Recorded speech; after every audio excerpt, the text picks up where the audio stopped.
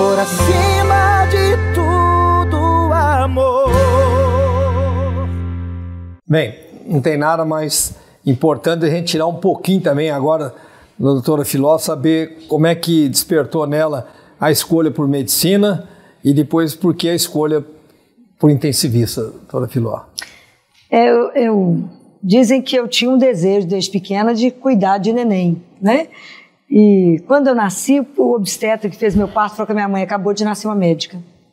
Mas isso nunca me foi dito. Não? Não, mas ninguém me contou isso, a não ser até quando eu passei em medicina, que me contaram que tinha essa história.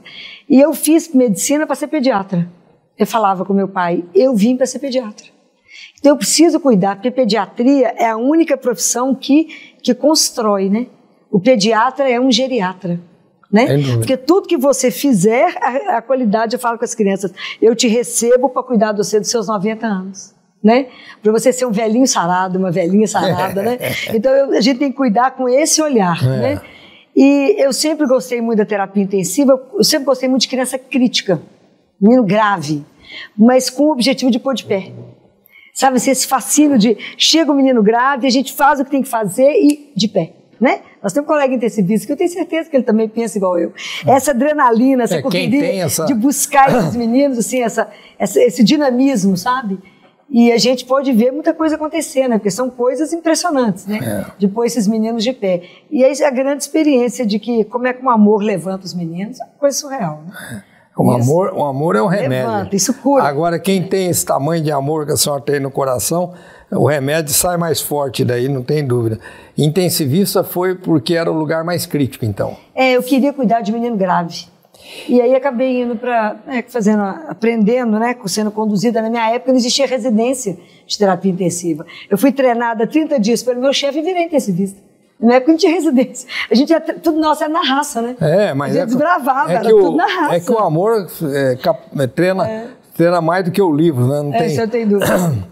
E, doutor Filó, o seu primeiro livro, Lição de Fé, foi o primeiro livro? Sim. Fala para ele um pouco. Na verdade, esse livro, assim, o padre pegou trechos das palestras que eu sempre dei e fizeram o livro. Se dependesse de mim, Henrique, tinha tido livro, não. Não tinha nada. Mas a senhora tem um dom da palavra, a senhora tem que compartilhar para que todos tenham acesso, independente de te ver pessoalmente, né? Sim. E eu tenho uma experiência também que eu parei de estudar com 14 anos, mas escrevi um livro, o livro construiu um hospital. E só de quem lê o livo. Né? Mas você imagina como é que são os meios que Deus usa. Sim. Isso é impressionante. Os meios que Deus usa, né? Como é que põe limite na misericórdia dele? Ainda no final desse bloco eu vou te agraciar com esse livro. O segundo livro, Não Esqueça de Deus. Não se esqueça de Deus. Aí isso foi a senhora... Não, esses foram... eu sempre contava nas palestras os casos que eu via dentro do CTI. Eram só casos, alguns casos, né, claro, não estão todos, os casos que eu vi de milagre. Que eu vi quando a ciência disse não e Deus falou sim. Que a senhora viveu e vive. Vivi, todos lá. Quando a ciência falou, e quando a ciência não pôde dizer mais nada e que realmente, eu falava com os residentes, o que nós vamos fazer agora quando eu acompanhava uma criança que estava caminhando para o óbito? Eu falava, nós vamos fazer transfusão de serenidade. Apesar das aminas ligadas, apesar de contudo, sempre ligamos para os pais irem, porque eu sempre quis que as crianças morressem no colo dos pais. E se não morrer no colo dos pais, morrer no meu. E que a gente falava, vamos cantar, tinha o pessoal do Instituto Ha falava, vamos cantar, às vezes a gente conhecia música que alguma criança mais gostava que cantasse, falei, vamos cantar para ela. Que anjo volta para casa cantando, né? Então a gente ficava junto com a criança, eu falava com os residentes, a gente fica de mão dada até que ela pegue outra mão. Então eu brinco esse pedaço meu direito, que já segurou muita mão, né? Com as mãozinhas petitinhas, né? Que já seguraram para poder, e alguns a gente precisou dar ordem e dizer, vá, e não olhe para trás. Né? Assim, isso eu acompanhei, vi as coisas que os sacramentos da igreja fizeram, né? Como é que acontecem os milagres, né? Isso existe, né? Tem hora que a ciência não tem como negar. A senhora está falando num ato aí, eu vou testemunhar aqui na sua frente, nós estamos prestes a ver um milagre do Padre André. O segundo transplante que nós fazemos hoje, 40 cirurgias cardíacas por mês, no hospital chama Nossa Senhora. E o segundo transplante, essa paciente estourou, depois de 30 horas, a artéria principal rompeu, transplantada. E Deus nos acuda até arrumar. O médico ficou 47 minutos massageando o coração para ativar. E quando todo mundo jogou a toalha no chão, eu estava na missa, todo mundo chorando, baqueado, que era o segundo transplante. Eu tirei esse santinho aqui do Padre André, que esse que foi o homem que ensinou nós a ter o cuidado da alma na plenitude de Deus, que a força do hospital no cuidar da alma hoje é uma coisa do tamanho do cuidado do corpo. E aí eu pus no travesseiro dela, todo mundo falou que ela ia morrer e ela está viva. Vai ser constatado como um milagre pelo Padre André. Ele aposentou com 80 anos, me procurou para trabalhar porque ele estava com muita saúde, a igreja falou que ele não tinha mais obrigação. E ele trabalhou comigo mais 12 anos e me ensinou muito e construiu muito. Hoje o maior abrigo do Hospital do Amor, de cuidar das crianças, 350 leitos, ele que construiu, começando com 80 anos. Então é uma mensagem. Até que idade nós temos de servir a Deus? A igreja achou que era até os 80. Eu acho que enquanto estiver respirando e andando. E ele foi respirando e andando e fez hoje um abrigo, o mais importante, chama Madre Paulina. Tem os pacientes que ficam lá me falam, olha, São Henrique, você não acredita que tem anjos de verdade? Que a gente vê as irmãs estão flutuando, porque é muito amor. Então, a senhora viveu e vive as experiências, e nós também aqui. Sim. E esse Padre André é a nossa âncora aqui, está para ser beatificado aqui já. Esse é um dos milagres que eu garanto que vai ser milagre. Então nós estamos vivendo uma experiência, junto com a doutora Filó, da comunhão que ela tem na experiência dela lá em Belo Horizonte, de uma missão de quantos anos? De CTI, 35. 35 anos. Só de CTI, É o meu tempo que eu entrei que eu como leigo também virei médico e achar que eu estava salvando vidas, e estou salvando vidas. E, doutora Filó, então a gente tem hoje um motivo assim super especial que eu queria mostrar para a senhora que nas nossas visitas a gente tira um proveito de personalidades que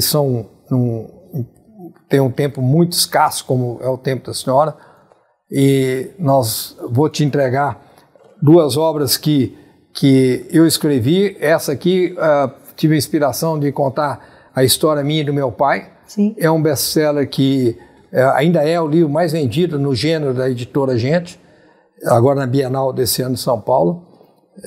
Nos primeiros 2 anos vendeu 355 mil cópias. E produziu em dinheiro, há 12 anos atrás, 150 milhões esse livro para o hospital. Construiu esse hospital da Amazônia. E agora nós temos essa obra aqui, que é o Parque dos Lobos, que é uma denúncia que eu faço, que pobre morre sem ter que morrer, e que a tabela congelada do SUS é um esquema da medicina privada, do dinheiro, que tem medicina privada tão humanizada quanto a nossa. Sim. E tudo mais, mas como é que segurar esse valor de 12 anos, de 22 anos, o mesmo valor da tabela SUS. Quando o CEA saiu do governo, nós recebíamos aqui 14 milhões do SUS e custava 18.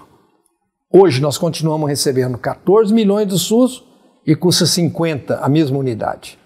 Os mesmos 10.500 casos novos por ano que nós atendemos. Então só vê a tragédia que os outros serviços que não têm condição de buscar recurso, ou o Estado não completa, ou a sociedade não ajuda, não faz um tratamento, tem na metade quanto precisa ser feito pelo câncer. Então essa visita aqui, hoje é um momento assim, que eu divido com muita alegria, mostrar que é um presente, um regalo do Hospital do Amor. A senhora tem que ler esse aqui primeiro, depois ler outro. E depois ler esse aqui, que vai...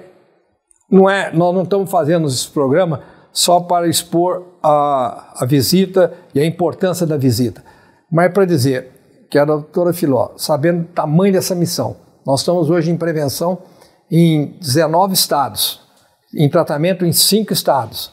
O tanto que nós somos que as pessoas que enxergam melhor o valor de servir a Deus na proporção que ele tem um dinheiro do imposto de renda, do dinheiro físico dele. Esse programa é responsável por 50% das doações que chegam de herança para o Hospital do Amor. E nasceu da vontade do seu Monteiro, o presidente da Rede Vida, que ao ler o livro falou, não, é melhor você ter um programa, porque ele recebia 80 e-mails por semana perguntando para mim completar o livro. Sim. As pessoas queriam ter curiosidade da minha fé, e assim como todo mundo morre de curiosidade para saber a sua fé, né?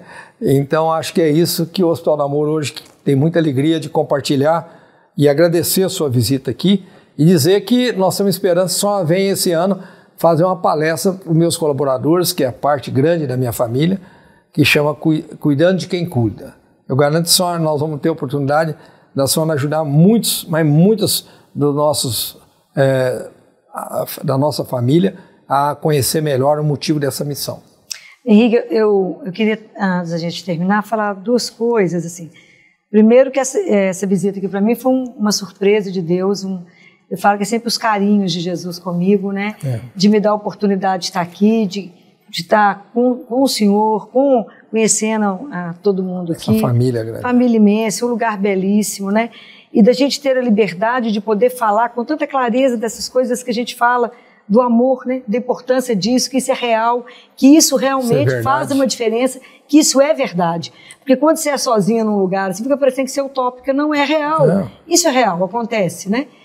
E a segunda é que a responsabilidade de quem tem um cargo, a responsabilidade de quem tem uma caneta na mão, né? Então eu penso não só como você numa direção de hospital, mas de quantos gestores. Sim. Que quando vai assinar uma determinada coisa, ela transforma a vida, porque tem coisas que não são medidas no dinheiro. Tem coisas que são imensuráveis. Então a responsabilidade, porque todo cargo que a gente tem, ele só tem uma função, servir mais e melhor. Sim. Então não é brincadeira, assim como que eu gostaria que as pessoas tivessem esse olhar, né? Porque até a gente descobrir que é irmão é um caminho, né? Entender que eu tenho que fazer para o outro o que eu gostaria que fizessem comigo. Dar para o outro o melhor que existe, né? Saber que esse é o caminho, né? Não há distinção, nós somos todos absolutamente iguais, desempenhamos papéis diferentes, mas na única missão que todos nós temos é mostrar na nossa vida que somos filhos do mesmo Pai. Olha o presente que eu estou... Hoje o nosso programa Acima de Tudo o Amor está trazendo para vocês, é o primeiro programa que está voltando ao vivo, 2025, com essa graça, com essas bênçãos que nós ouvimos agora aqui.